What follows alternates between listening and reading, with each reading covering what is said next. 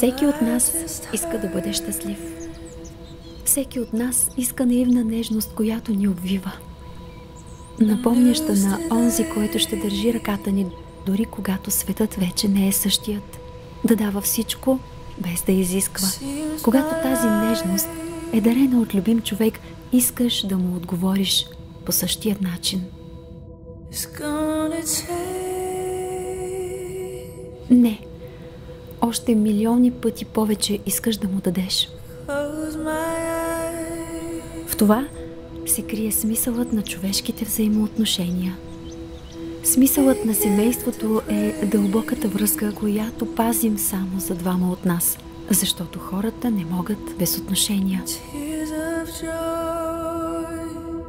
И навярно всеки намира своят смисъл в живота, а откакто свят светува, ние се раждаме, растем и търсим своето щастие.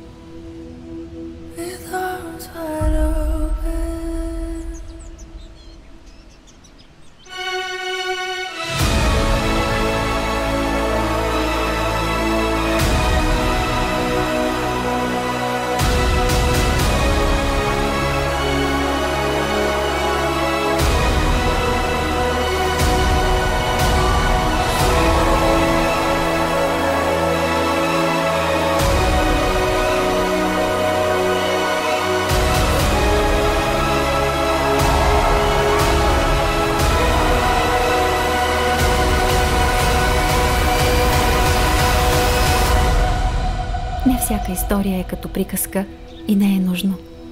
Важното е да е истинска. Защото приказките ни учат не толкова да вярваме в чудеса, а да вярваме един в друг, в доброто и в любовта. Нека и вашият живот е изпълнен с любов, нежност, вяра и щастие, скъпи гости. Добре дошли!